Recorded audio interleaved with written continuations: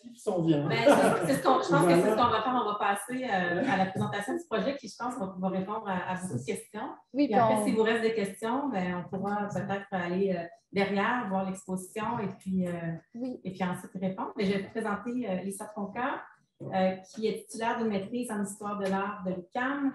Elle s'est spécialisée en art numérique et web et elle a notamment participé à de nombreux commissariats d'exposition avec des groupes de recherche universitaires ou de manière indépendante. Ça a donné lieu au projet Research présenté à ICA 2020, s'éclipser Phase of Resilience dans le cadre du festival HTML, je ne sais pas comment le prononcer, en 2020, Cristaux liquides pour Momenta, Biennale de l'image en 2021. Et primeur, elle occupera le poste de conservatrice adjointe à la Galerie du Carme dès lundi prochain. Alors, on va nous présenter le projet des bureaux écrits. Voilà. Merci, Sophie. Puis merci tout le monde de vous revoir ici parce que moi, dans le fond, j'ai étudié à l'UQAM, puis j'ai fait ma maîtrise avec Joanne Lalonde, puis quasiment avec Bertrand Gervais parce que j'ai travaillé au laboratoire NT2 et après à la chaire ANN pendant 7 ans de mon début de vie dans le milieu académique et de la recherche. Donc, c'est comme intéressant de revenir aujourd'hui ici. Puis, je vais juste, dans le fond, on va tout présenter un peu le site, puis on va commencer par l'exposition en ligne parce que c'est ça, on va vous déployer un peu l'exposition et toutes ses déclinaisons. Mais avant, je veux juste parler du processus, de comment je suis embarquée dans le projet.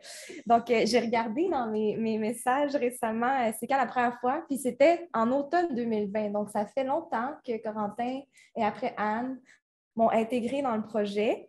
Puis, je pense que la longueur du processus est intéressante parce que ça se déploie. Puis, je pense qu'encore là, moi, en tant que spectatrice du colloque, je vois des choses intéressantes qui pourraient être ajoutées pour la suite et tout.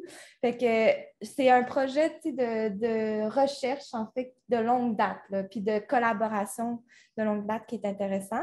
Puis, Corentin est venu me voir, je pense, aussi parce que j'ai une expérience en exposition en ligne, grâce au laboratoire NT2 d'ailleurs, puis à leur transposition aussi dans l'espace physique. Donc, on a fait à une reprise une transposition pour Uchronia What If, une des premières expositions en ligne qu'on a fait. On était censé faire à ICA 2020 une transposition, était toute planifiée et prête, mais il y a eu la pandémie. Mais donc, ça fait un petit bout qu'on pense à la chaire de recherche aux expositions en ligne et moi, personnellement, aux expositions en ligne et comment les mettre en espace et comment faire dialoguer les espaces en ligne et physiques. Puis aussi, en continuité avec ce qu'on a vu aujourd'hui, les auteurs, autrices et créateurs, créatrices qui pensent à plus cette fracture entre l'espace physique et numérique, mais bien un peu une continuité, une circulation entre ces univers-là. Donc, quand on a commencé à en parler, donc on était à Montréal et en Belgique et donc on a vraiment fait le processus sur les environnements numériques et nos bureaux personnels. Donc, je pense que ça teinte aussi le rapport de recherche où non seulement les conversations, mais aussi la transmission de l'information et le partage de tout ce qu'on recevait des auteurs et autrices. C'était dans un OneDrive partagé. Puis, on manipulait littéralement ce OneDrive avec tous les contenus que ça constituait de vos bureaux, de les courriels qui sont reçus dans ces dossiers qu'on classait. Fait qu'il y a eu comme un travail de notre part aussi de prendre en main ces archives-là, de transmission du contenu. Puis après ça, je trouve que ça se reflète quand même bien dans comment les auteurs et autrices travaillent aussi dans leur propre environnement avec leur propre contenu.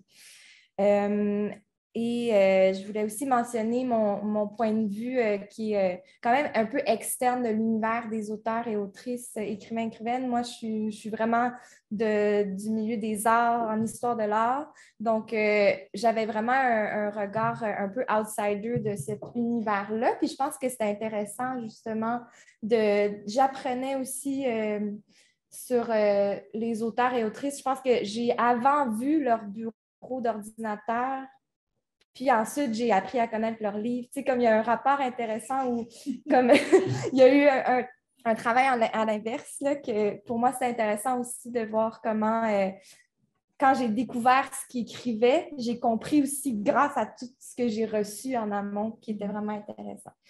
Puis, qu'est-ce que je voulais dire d'autre par rapport à ça? Ouais. Fait que c'est ça, dans ce rapport de outsider-là aussi, j'avais toujours un peu une perspective de moi-même, je visite un peu l'archive qu'on construisait là, dans le OneDrive. J'étais en train de comme, faire la recherche et comme apprendre à connaître ces contenus-là. J'essayais de garder cette posture-là de quelqu'un qui visite des contenus comme ça, puis on a essayé de transposer ça dans l'exposition. Donc, on va vous présenter en primaire l'exposition en ligne. Donc, tout ce que Anne et Corentin ont présenté tout à l'heure, dans le fond, le résultat est entré sous cette forme.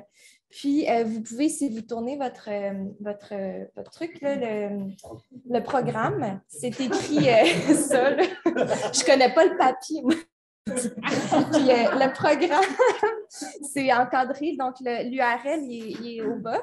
Puis, vous pouvez le visiter sur vos ordinateurs personnels, pas sur vos appareils mobiles. Il y a une question technique, mais il y a aussi une question où, justement, on reproduit l'environnement. Vous allez le visionner sur vos bureaux, pas vos bureaux, mais vos portables, puis ça reproduit un peu ça. Puis, donc, c'est ça, on va présenter toute la structure du contenu, puis comment naviguer à travers le site aussi. Puis après ça, moi, je vais vous reparler de comment j'ai fait sortir ça. Puis après, dans le fond, on va en parler ici. Vous poserez vos questions et tout ça. Puis après, on va vous inviter à aller là-bas. Puis on va être les trois à l'arrière. Puis on pourra parler puis continuer la discussion. Et pour ceux qui sont en plein décalage horaire et pour qui la fatigue commence à se faire sentir, on refera pareil demain matin puisqu'on a cette communication qui s'est supprimée. Donc, on aura de nouveau un gros 30 minutes, même un peu plus, pour revisiter l'exposition. 9h30 à 10h30. Voilà. Les matinales pourront nous rejoindre ici pour voir. Mais même depuis tantôt, c'était ouvert. J'ai vu qu'il y avait très peu de gens qui ont osé rentrer dans l'espace, mais pendant tout le temps du colloque, même si on n'est pas présent, vous êtes invités à manipuler les choses, on en reparle. Ouais. Mais bref, donc moi, je vais faire la souris, puis pendant que… Oui. Donc, en gros, voilà, c'est la construction de l'exposition et par rapport à la matière qui s'y trouve, on a vraiment pensé à deux grandes portes d'entrée. Je vais parler de la première, Anne de la deuxième. La première porte d'entrée, c'est via les icônes dossiers qui sont réparties sur l'écran et qui renvoient en fait aux pages des auteurs et des autrices. Et donc, vous le voyez en mise en tension par rapport à la deuxième porte d'entrée, il y a vraiment un côté très hétérogène. Il y a vraiment cette idée de singulariser des univers, des imaginaires bien différents. Et puis aussi, une fois qu'on entre dans chacune de ces, qu'on clique sur ces icônes, ce qu'il y a, c'est qu'on se rend aussi compte de la diversité des matériaux transmis. Alors, pour vous donner à voir ça, je vais juste m'arrêter sur 3 exemples, et puis le reste, si tout ça vous a intéressé, mais vous le ferez par vous-même. On va commencer par l'exemple de Caroline Lamarche. Alors, on a pris 3 exemples, un par ère géographique. Donc, ici, on est avec une autrice belge vraiment de renom, un des noms qui compte le plus en Belgique francophone. Et en fait, c'est une page relativement épurée, surtout une proposition textuelle. Et d'ailleurs, c'est peut-être aussi, là-dessus, c'est une hypothèse qu'on pourrait faire. Je parlais de la maîtrise des outils technologiques, mais en fait, peut-être aussi que le fait de prendre une photo à l'extérieur, une extériorité par rapport au numérique, aux outils numériques, c'est aussi lié aux propos qu'elle peut développer, et notamment, voilà, son œuvre littéraire, c'est une œuvre dans laquelle la question de la nature, de l'animalité aussi est très, très importante. Voilà, ça marque le fond d'écran choisi. Et donc, chez elle, et on l'a retrouvée chez d'autres, il y a aussi toute cette tension entre nature-culture, enfin bref. Je n'entre pas plus dans les détails. De toute façon, vous aurez le temps de lire par vous-même si ça vous intéresse. Donc, première proposition, épurée, assez simple pour Caroline Lamarche. La deuxième qu'on peut évoquer, c'est Cécile Portier, autrice française, qui, elle, nous a en fait envoyé une vidéo, une visite guidée de son bureau. Et ça, à l'instar en fait de l'autrice québécoise Maude Veilleux, là pour le coup, dans un format encore plus long que Cécile Portier. Mais donc, ça faisait partie des possibilités qu'on évoquait dans le mail très ouvert aux auteurs et autrices, que ce soit un texte, des photos ou une visite guidée. Il y a 2 auteurs-autrices qui ont joué le jeu, et donc on a vraiment le commentaire par Cécile Portier et la navigation en direct. Et en fait, en même temps qu'elle navigue, donc il y a vraiment pour le coup à nouveau quelque chose du processuel, en même temps qu'elle navigue, elle réfléchit sur son rapport au bureau écran. Peut-être juste dire qu'on a vraiment profité de la pandémie, en fait, parce que l'enquête, elle s'est menée vraiment sur ce temps où on était tous coincés dans nos Zooms et dans nos écrans. Et du coup, c'était plutôt que de la rencontrer, parce qu'en temps normal, on serait allé la rencontrer, on l'aurait enregistrée, mais là, non, comme on était à distance, elle nous a fait une visite. C'est ça. Et alors, en troisième lieu, on va revenir, vous avez juste vu son bureau, mais sur ah oui, peut-être montrer, j'allais dire Dickner. D'accord. Et où en fait, là, dans la logique de composition, donc rapidement, Nicolas Dickner, c'était celui, on me disait, le bureau qui ne sert à rien, qui n'a plus vraiment d'intérêt. Et en fait, là, le choix aussi qu'on a fait, et pour chacune des pages, on a pensé une structuration qui a priori est signifiante aussi. On a vraiment construit autour de l'échange de mails. Avec lui, il n'y en a eu que 3. Et en fait, notamment lié à un malentendu, parce que le premier mail, et donc, vous voyez les pièces jointes, en fait, il nous parlait de ses outils d'écriture. On lui répond en lui disant « Ah, ben vraiment super, merci, mais votre bureau écran, qu'en est-il ?» Et puis, « Ok, mais on ne s'est pas du tout compris. Moi, en fait, je n'ai rien à vous dire là-dessus. Je suis vraiment désolé de vous faire perdre votre temps. » Et en fait, à nouveau, une réponse disant « Non, vous ne faites pas du tout perdre le temps, mais c'est intéressant que votre bureau… » À ce moment-là, il ne nous a pas encore envoyé sa capture d'écran où c'est complètement vide. Donc, on ne sait pas tout à fait. Et donc, voilà, troisième mail, très rapide en disant « Bon, si vous le voulez vraiment, voici la capture d'écran. Voilà, merci, bye. » Mais voilà, c'était aussi vraiment intéressant. Enfin, c'est ce qu'on a essayé de retranscrire dans la mise en espace. Bon, voilà, je m'arrête là. De toute façon, en fonction des personnes qui visiteront, qui sur leur ordi regarderont, n'hésitez pas à nous solliciter. Là, j'ai fait écho qu'à 1/3 des pages auteurs et sans du tout entrer dans le détail.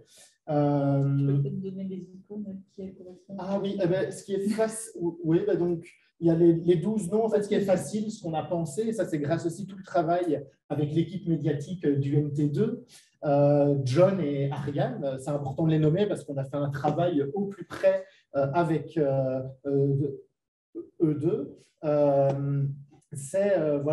on a essayé de penser à des modalités de navigation qui puissent être intuitifs, où on voulait que ce bureau il soit dépouillé, donc pas que les noms apparaissent en dessous. Et c'est comme ça qu'il y a eu cette idée du mouse over. Notamment, j'ai appris ce terme-là, c'était super. Et pour passer la parole à Anne, mais donc, il y a toute cette diversité de chacune des pages auteurs. Mais en fait, oui, mais donc, en écho à ça, ou plutôt en parallèle à ça, Anne, je te laisse la parole pour la deuxième porte d'entrée. Oui, donc la deuxième porte d'entrée, c'est celle qui est tout en bas de l'écran, c'est le doc, c'est les icônes qui, cette fois, ne regroupent pas les choses par auteur, mais plutôt par nature de document, ou par ce que le matériel envoyé fait à la recherche. C'est, disons là, que notre travail de chercheur a été peut-être le plus poussé, où ça nous a beaucoup fait réfléchir aussi. C'était une bonne expérience sur ce que le travail de curation peut vraiment faire à la recherche, pas seulement comme résultat de la recherche, mais vraiment faisant partie intégrante de la recherche. Et donc là, le principe, c'était assez simple, c'était de recréer un doc d'ordinateur pour proposer aux visiteurs de l'exposition une expérience, faire l'expérience du bureau, un bureau qu'on puisse manipuler, où on peut ouvrir des fenêtres et les accumuler, les superposer, s'y perdre aussi comme dans son propre bureau.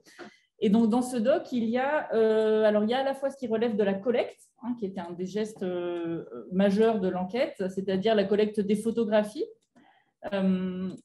Donc, voilà, dans la rubrique desktop, là, on a aligné dans une grille les captures d'écran qu'on a reçues des auteurs. Donc, vous voyez, il y en a qui ont joué avec la contrainte, qui nous ont fourni des dessins. Il y en a qui nous ont fourni beaucoup de captures d'écran, mais là, voilà, ici, on en a retenu vraiment un par auteur. Ils sont identifiés en dessous. Autre collecte, les vidéos. Dans la rubrique vidéo, là, on a regroupé, on a remonté un petit peu, justement, certaines des visites guidées ou des interviews qu'on avait fait par Zoom. On en a fait quelques-unes aussi comme ça. Donc, on trouve 4 vidéos. Autre collecte, les appendices. Alors là, on a beaucoup creusé, on a beaucoup réfléchi comment on allait appeler ça. Puis on a fini par appeler ça appendice en mettant la définition du TLF. Ça fait quand même 3 fois aujourd'hui qu'on cite le TLF. On devrait avoir un partenariat privilégié. Mais donc, voilà, les appendices, ce sont, selon le TLF, les prolongements, compléments ou l'accessoire d'un matériau principal. Donc, on se dit que c'était parfait. Et alors ici, on trouve des photographies de livres qu'on a pris pour nourrir notre réflexion, des captures d'écran d'auteurs ou d'autrices qui ne nous ont envoyé parfois vraiment qu'une capture d'écran et pas un texte, ou alors des tout petits textes mais qui n'étaient pas développés ou que les auteurs ne souhaitaient pas voir mis en avant ou développés, des références bibliographiques, des notes, des tweets de Philippe de Joncker qui revient ici par la bande encore une fois. Donc voilà, tout un matériel qui vient vraiment prolonger, enrichir cette exposition qui est centrée autour de 12 auteurs.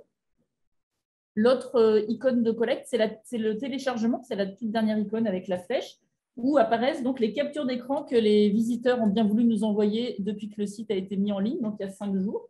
Donc pour l'instant, il y a surtout les captures d'écran de nous-mêmes, de l'équipe du NT2, de quelques collègues et amis qui ont voulu se prêter au jeu. Donc vous pouvez participer.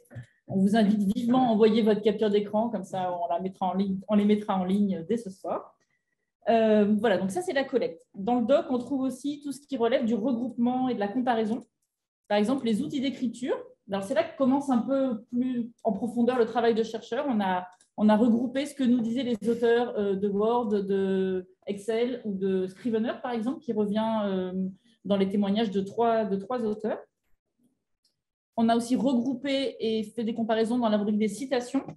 Alors là, c'était un vrai travail de collecte, mais aussi de regroupement, puisqu'on a créé des grandes rubriques, des thématiques, disons, ce qui nous a très vite montré vraiment les grandes tendances. Donc, ça nous a beaucoup aidé à théoriser à partir de ce matériel. Et enfin, le mind map, donc les cartes mentales qu'on vous montrait tout à l'heure. Alors voilà, on en a développé 3. Et c'est vraiment le fait d'aller un cran plus loin. Qu'est-ce qu'on fait de ces citations? On essaye de les regrouper et de les théoriser. Il y a aussi participer. Pour les pour les mind maps, on peut aussi participer, absolument. On a ouvert un Figma que vous pouvez compléter, comme vous pouvez compléter les petits post-it qu'on a collés là-bas. Enfin, et je ne vais vraiment pas être longue, le troisième ensemble de petites icônes, c'est les coulisses. Alors, dès le début, ça nous a semblé vraiment important. Et cette idée a été même soutenue par Lisa très fort depuis le début, de documenter notre propre démarche, de faire aussi une archive de notre propre démarche de recherche. Ce à quoi on avait pensé, mais qu'on n'a pas osé faire pleinement au début. Et en fait, c'est Lisa qui nous a beaucoup encouragés à garder des traces, à mettre ça en avant. Et donc là, dans une sorte de pêle-mêle à la Philippe de Joncker, on trouve nos notes manuscrites, nos notes numériques, des photographies de réunions, de nos réunions Zoom, de nos réunions dans les anciens laboratoires du NT2, puisque c'était avant le déménagement, les anciennes versions du site en développement, donc très temporaire. Voilà, des photographies dans des cafés, dans des restaurants de Montréal pour travailler ces dernières semaines. Et voilà, et ça nous semblait vraiment important comme coulisses. Voilà. Ah si, et dans ces coulisses, on trouve bien sûr les courriels. Alors là, on n'a pas tout mis parce qu'on a vraiment beaucoup de courriels en 1 an et demi, mais on en a sélectionné quelques-uns. Et alors, c'est amusant parce que souvent, les gens rentrent par là. Dans les 2 derniers jours où le site est en ligne, on a eu des témoignages de gens qui rentrent par les coulisses ou par les courriels. Alors, c'est notre pulsion un peu voyeuriste qu'on partage tous. Mais mine de rien, en relisant dans la série, l'ensemble des courriels, ils sont extrêmement riches. Et en fait, ils apportent vraiment quelque chose en plus par rapport aux propositions plus formelles, plus terminées qui nous ont été faites ensuite. Donc, ce n'est pas seulement pour satisfaire une pulsion voyeuriste, c'est vraiment pour nourrir encore ce contenu qu'on a mis en ligne. Mais pour revenir un peu sur le site, je pense qu'on peut aussi rappeler un peu le processus, puis remercier encore une fois Ariane Gay et John Boyle-Singfield, qui sont les deux personnes qui sont à l'équipe médiatique de la chaire à LNNT2, puis que ça a été quand même un travail de aussi collaboration, puis de nous un peu dire, OK, voici ce qu'on a, qu'est-ce qu'on en fait, comment on travaille là-dessus. Donc, c'était de penser, on l'a mentionné un peu tantôt, mais on voulait reproduire un environnement de bureau, mais sans nécessairement dire c'est un Mac, c'est un PC ou tout ça, mais il y a quand même... Donc, John, il a fait des recherches pour les icônes qui sont bas, c'est comme une version antérieure de Linux et tout ça. Fait qu'il y a un peu un amalgame de choses. Hélène aussi, des prix qui nous a fait ce beau, magnifique fond d'écran. Puis, donc, c'est vraiment un travail collaboratif, puis aussi de voir plusieurs points de vue qui se mettent ensemble, des expertises qui se mettent ensemble aussi. Puis, c'est ça pour le travail d'Ariane de remettre plein de contenus comme ça, de manière très individualisée pour chaque auteur-autrice. C'est que c'était quand même, si ceux qui connaissent la programmation et tout, c'était quand même toute une charge de travail. Donc, on les remercie. Donc, pour nous, c'est ça. On a fait l'exposition en ligne tout en sachant qu'éventuellement, on allait avoir la présentation et on voulait avoir à disposition l'exposition dans l'espace du colloque. Donc, la mise en espace qu'on a derrière, c'était autant un moyen de vous offrir un espace pour visiter l'exposition en ligne que aussi d'augmenter l'exposition et l'espace avec des éléments supplémentaires. Parfois qui sont un peu cachés dans les coulisses, par exemple, des notes que Anne m'a donné, une feuille que j'ai mis dans l'espace. Donc, c'est vraiment un peu la transposition de notre processus de recherche. Donc, un environnement qui ressemble à un peu un bureau, des ordinateurs de travail, des mind maps qui sont en construction. Puis, pour refléter un peu ce travail-là, on avait la main à la pâte et même nos notes manuscrites sont sur les post-it, sont sur les éléments. Donc, c'est vraiment pour montrer un peu la manipulation qu'on a fait de ce travail-là, de ces archives, de ces contenus collectés. Donc, pour la mise en espace à l'arrière, il y a les deux ordinateurs où vous pouvez visiter l'exposition en ligne. Puis, il y a aussi une table de travail un peu où j'ai retiré les bureaux écrans, puis on invite à les regarder, les manipuler. Puis, c'était un peu le travail de surface écran à surface sur la table de bureau. Puis, de voir aussi dans cet espace-là, c'est leurs livres qui sont là, c'est des éléments. Il y a des sites web, dans le fond, certains des auteurs, autrices comme Maud Veilleux, ont des œuvres qui sont numériques, là, des livres numériques. Fait que c'était de montrer un peu la diversité matérielle du papier, du numérique dans l'espace aussi. Puis, il y a aussi le mind map participatif. Donc, quand on a fait le site, on voulait que vous puissiez interagir aussi. Donc, il y a deux manières, soit en nous envoyant votre bureau écran, soit en participant au mind map en ligne, dans le fond. Mais on vous invite pendant le colloque, si vous avez des réflexions ou des idées à noter avec les post-it. Donc, vraiment, de ne pas avoir peur, contrairement à parfois dans des espaces d'exposition, de ne pas toucher. Mais maintenant, c'est vraiment, on vous invite à toucher et à contribuer au processus avec nous. Donc, on vous invite à aller explorer à l'arrière, puis on va être là pour en parler, mais peut-être qu'on peut en parler maintenant si vous avez des questions. Merci beaucoup, Lisa. Merci Anne. Merci Corentin.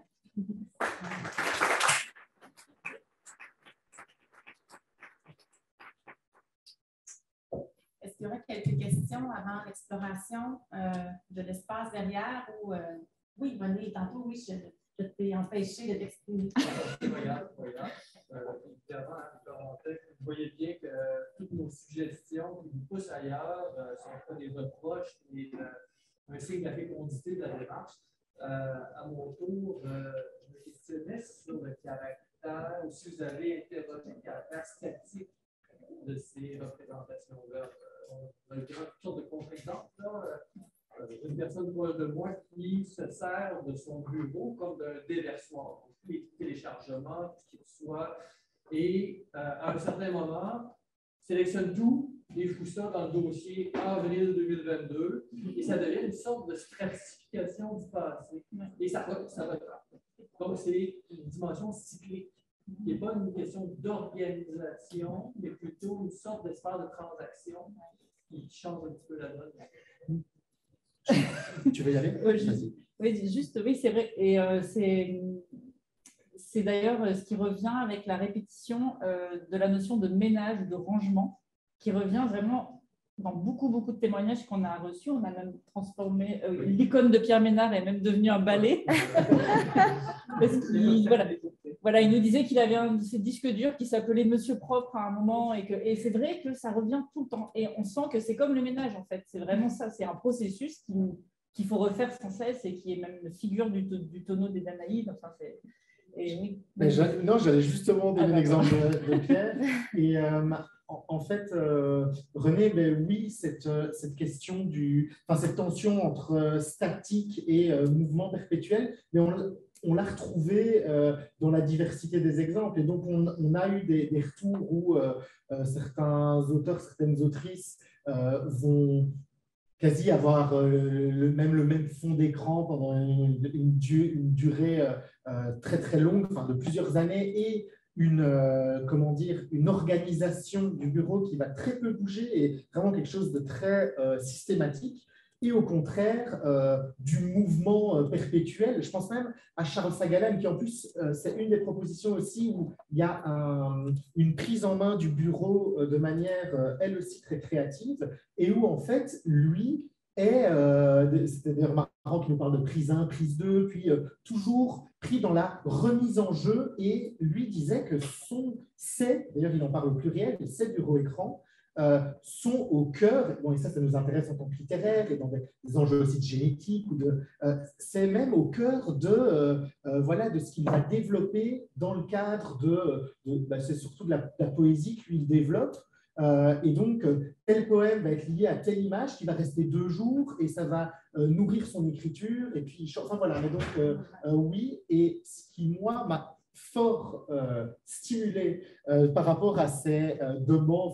On trouvait que c'était chouette d'avoir un côté un peu interactif, mais qui n'était pas juste du superficiel. Le fait de demander aux visiteurs, visiteuses de laisser éventuellement une trace de leur capture d'écran, c'est qu'en fait, c'est super intéressant de voir comment des éléments davantage creusés dans le cadre de notre expo et sur des écrivains-écrivaines, mais sans aucun discours, juste une capture d'écran, on retrouve des dynamiques dans des pratiques communes et qui proviennent, bon là à l'heure actuelle c'est beaucoup l'équipe du MT2 et des proches à nous, mais ce serait intéressant de voir aussi en tant que, c'est des grands mots et c'est peut-être beaucoup trop ambitieux, mais des pratiques entre, je pense à Ingold, pouvoir penser, et est-ce qu'à un moment il y a une distinction entre des usages de créateurs, créatrices et des usages communs ou pas, bref. Mais ça pose plus de questions que ça y répond. Voilà. Et juste une dernière micro-remarque sur la question du statique, c'était là que c'était particulièrement intéressant d'avoir des vidéos aussi. Par exemple, quand je fais l'entretien filmé avec Edgar Cosma, il me dit moi, de toute façon, mon bureau est noir, et puis en fait, il partage son écran, il fait ah ben non, zut, j'ai plein de captures d'écran. En fait, et alors donc, il se met à ranger. Et donc, il y a le geste du rangement en direct, en fait. Et ça, moi, j'étais vraiment contente d'avoir enregistré ce geste du rangement. Et si vous avez vu en compte le fait qu'on travaille, on peut avoir plusieurs bureaux, on change de bureau. On peut avoir des dossiers parallèles. Oui, c'est une question qui s'est posée sur parfois, les gens séparent le professionnel, le privé avec plusieurs sessions.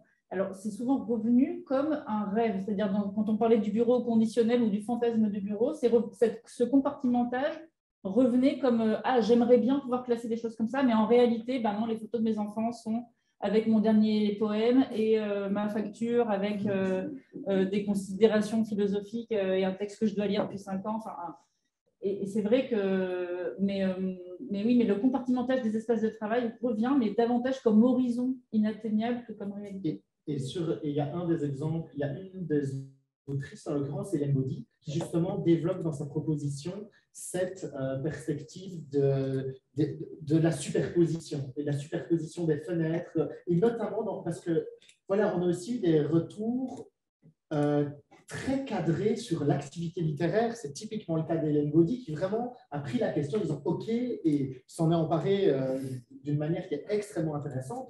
D'autres retours sont parfois beaucoup plus généraux, moins forcément liés à l'acte de création, quel qu'il soit. Mais donc voilà, même dans des pratiques, ce côté multiple, on retrouve. Une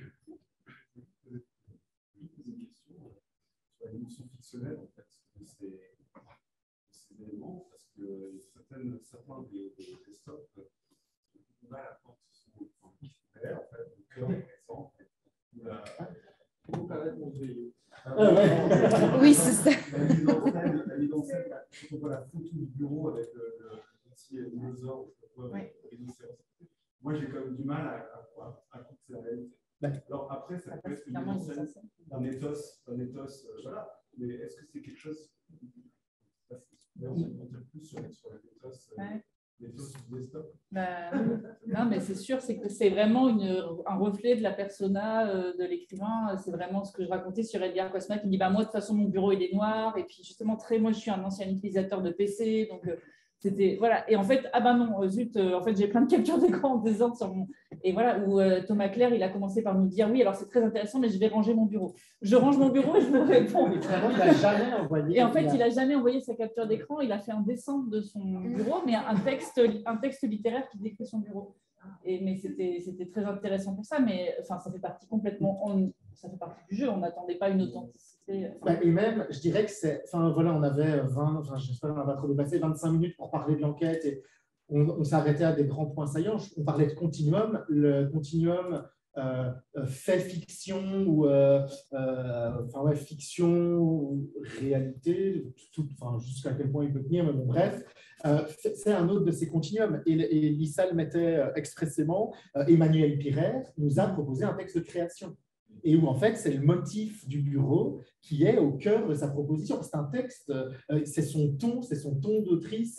Moi personnellement je trouve ça truculent, et elle s'en amuse. Et voilà, si on connaît un peu son œuvre, on retrouve vraiment certains traits. Ça c'est un exemple. Mais j'ai pas envie de dire de bêtises, mais ce que Pierre Ménard nous a transmis. Pour le coup, Pierre a vraiment joué le jeu grandement de penser la chose, le bureau comme laboratoire d'écriture. Enfin, tu me corriges, Jean-Pierre, j'ai pas envie de parler à ta place, mais de ce que j'en retiens, et puis chacun se fera son avis, comme laboratoire d'écriture, comme une vraie réflexivité sur le bureau. Donc, c'est un autre type de. Enfin, voilà, donc à nouveau, et peut-être c'est frustrant pour vous, mais en fait, chaque fois, on était dans cette palette, mais en fait, ce sont ces différents continuums qui nous semblent vachement intéressants aussi sur. En fait, je m'emballe, mais un imaginaire littéraire actuel et voilà. Il y a un éditeur qui a fait publié là assez récemment, j'ai oublié parce que je suis déjà qui a fait un projet sur le bureau des. Oui, Emmanuel Pirer part de ça. Ok, donc chaque Quintal a fait un texte. C'est ça. Pirer part de ça, elle dit on me l'avait proposé. C'est le projet photographique de Benoît Galibert. C'est ça. Et en fait, c'est une plaquette blanche, ça qui s'ouvre. Mais donc, et on fait, d'ailleurs, il y a un lien, il y a quelques liens qui nous emportent en dehors du site. Oui. Là, typiquement, parce que ce projet-là, ce projet de Benoît Galibert, c'est le pendant entre le meuble bureau et c'est tout en haut. C'est au début. Et en fait, ce que je voulais dire, je ne sais plus, mais voilà, mais en tout cas, c'est ces effets d'écho aussi sur la question. En bonne présidente de séance, je vais te dire, on va aller voir l'exposition. Merci.